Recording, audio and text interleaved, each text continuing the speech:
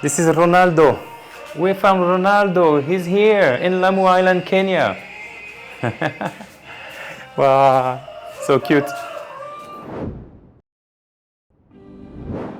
Karibu Lamu. After a short 1-hour flight from Nairobi, I've landed on an island that feels like stepping back in time. This UNESCO World Heritage Site is a treasure trove of Swahili culture, where wooden boats and donkeys rule the streets, and I mean it.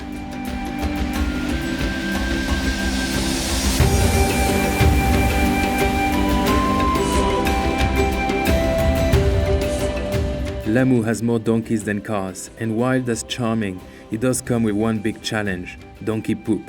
It's everywhere. Walking here is less about strolling and more about mastering an obstacle course.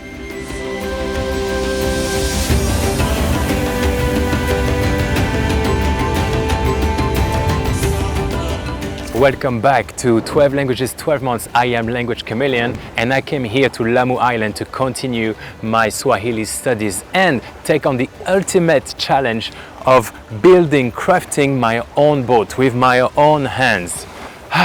Like those ones. Or so I thought. Turns out I'll be making a decorative one. Less intimidating, but also less seaworthy.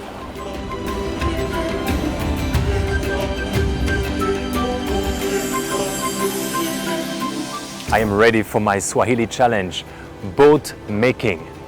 No, I'm joking. This one is way too big. Let me take you to the next one. Whew. All right, I'm going to be working on this boat with those guys. Just joking. Am I going to be making this boat? No. But come closer. Right here. That's the boat I'm going to be making. I know it's smaller, but it's nowhere near easy, guys. So, I'm ready. Let's carve it.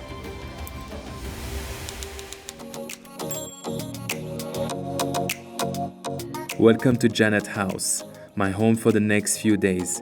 This guest house feels like a slice of paradise with its peaceful courtyard, rooftop terrace, and a decor that screams Swahili elegance.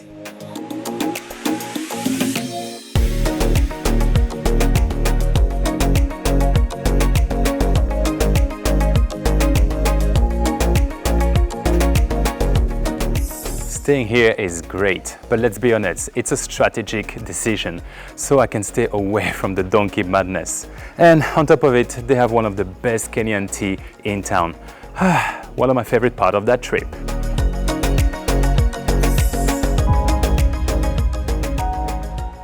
My challenge for the week is to craft a wooden boat, small enough to sit on a shelf but intricate enough to make me sweat. Ali, my teacher, is a true master of this craft. He makes it look effortless, but spoiler alert, it's not. We are at Ali's workshop and the challenge is gonna start. I have to be making a wooden boat. I'll be crafting a wooden boat for 1 week and hopefully it will look like a boat. Ali, habari za asubuhi? Nzuri sana. Nzuri sana. So, leo tutafanya nini? Leo tutaanza kutengeneza hii yani ile boti tunatengeneza. This is the beginning of it. And before it come like that, first you squeeze your food like this. Oh. So guys, it's gonna look like these boats, right? But smaller, okay? Because I only have 4 days. So wish me good luck. Unagonga kama hivi. Nenda. Wow. Nenda.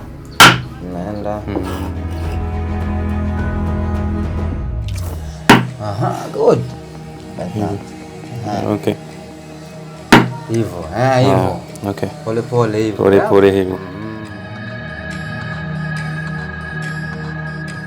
So to craft my boat today, I am using a chisel, all right? And what we can call the Thor hammer. Bam. Okay, guys, let's do it. Okay, so we just finished the carving stage and now we are going to go on to the shaping stage. So now we need to make it look like a boat.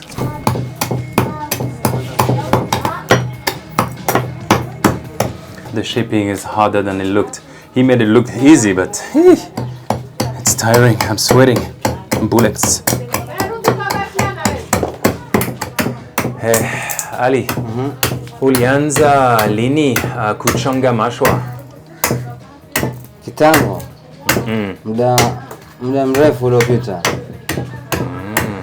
Kitambo. Kitambo. Kitambo. Kitambo. Long time. Long time. Zamani. So I'm practicing with this. Na mboa unapenda mbona unapenda kazi hii? Tukizaliwa nyumbani, kiamka, hii ndo ilikuwa kazi anafanya mzee. Baba. Sasa nikakuwa baba yako. Baba yangu. Sasa nikakuwa na mimi pia nimeangalia, pia na mimi nikapendezwa. Sasa nikakuwa interest, sasa na mimi pia nikaamua nimeelewa. Stage 3. Seesaw.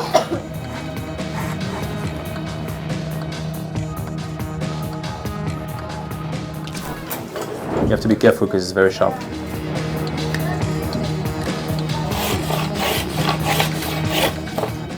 Okay. And once you're pretty much done, you just polish using this. So let's go.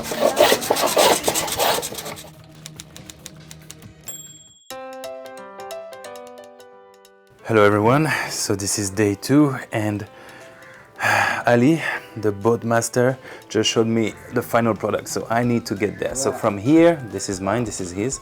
From here, I need to go all the way to this beautiful model boat. So let's go. In the workshop is all about persistence. Sanding, building, sanding again. My boat is starting to take shape, though it's more abstract art than functional design.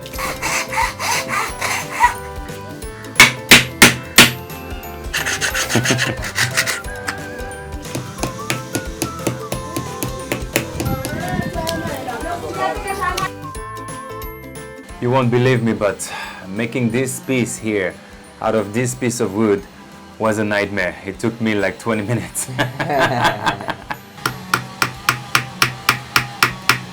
Good. Wonderful. Okay. Wonderful. Tough.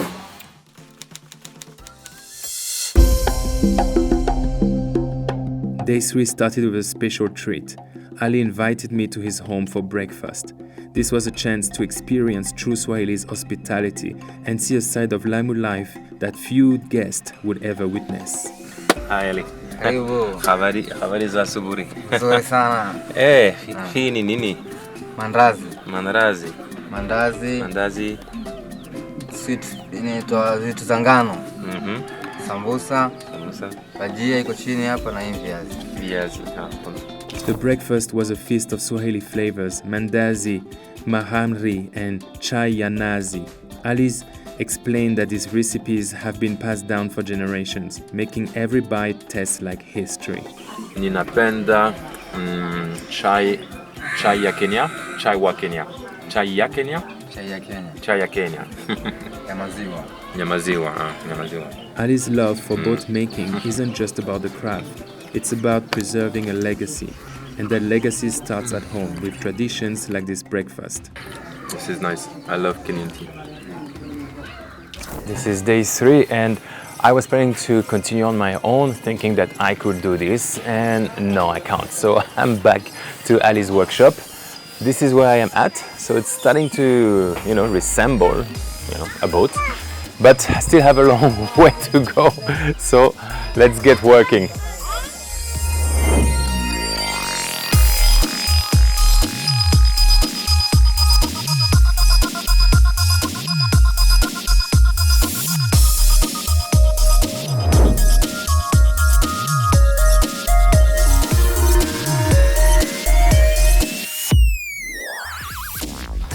I'm giving up on the string work.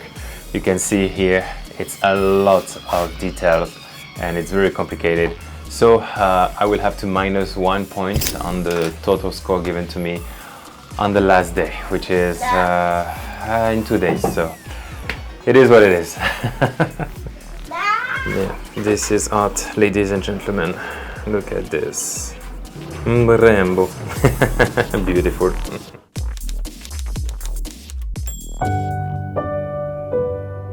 Lamu has over 3,000 donkeys, making them essential to daily life here.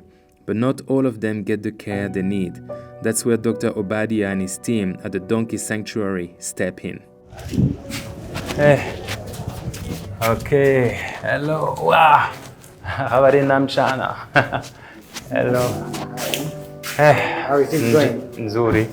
Nzuri sana. We decided to sit down with Dr. Obadia to understand the pressing issues affecting both the donkeys and the Lamu community.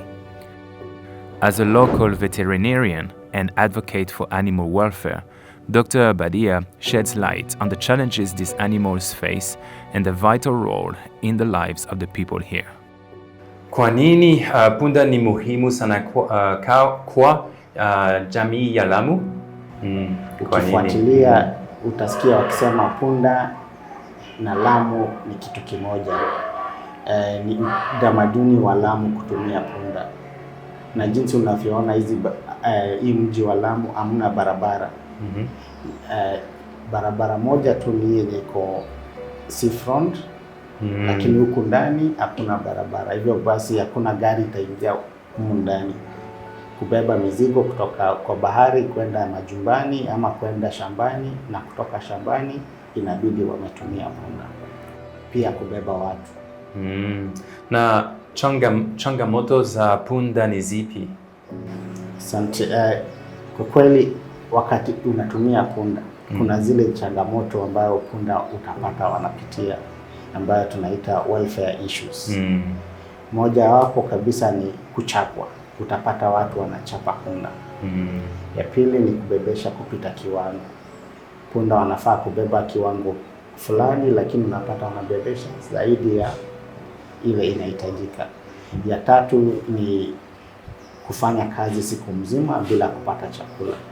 Pia hapa Lamu unapoona hakuna nyasi, chakula ni bei ghali na watu hawapatii punda lishe inatosha. Kwa nini Wachina wanavutiwa na punda?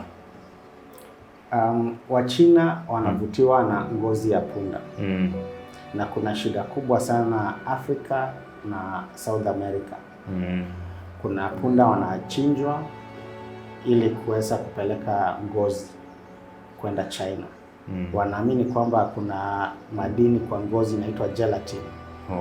Ambayo inatumika kutengeneza dawa inaitwa AGL. Yes. Na hiyo dawa inavutia watu wengi kule China na wanakuja kununua punda. Hivyo basi punda zinaibiwa, wanaenda kuchinja ovyo ovyo. Dr. Obadia told me that while donkeys are crucial, they are often overworked. The sanctuary is doing amazing work, but changing attitudes takes time.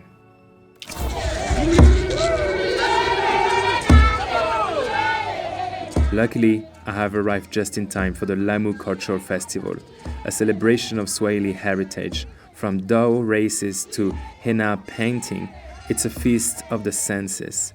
And then there is the donkey race, arguably the highlight of the event. The donkey race is fun for the Lamu people and it shows the role that they play into this community. But races are unpredictable, so let's see who wins.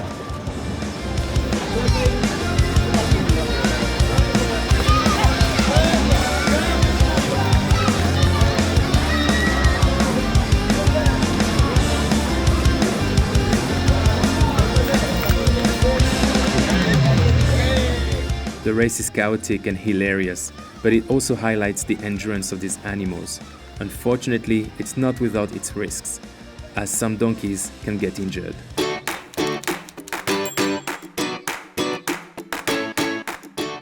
Okay everyone, so Ali was kind enough to help me with the string work last night. Remember, that cost me 1 point on the final result.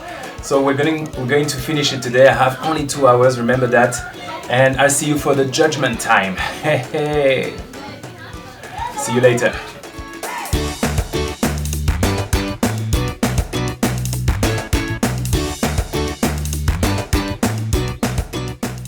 Okay, it's been 4 days, 8 hours of polishing, drilling, carving this boat away, and I'm pretty pleased with the end results. But let's have the members of the jury decide on that. Hapa mimi ninakupatia pointi 8. Umebakisha mbili ufikishe 10.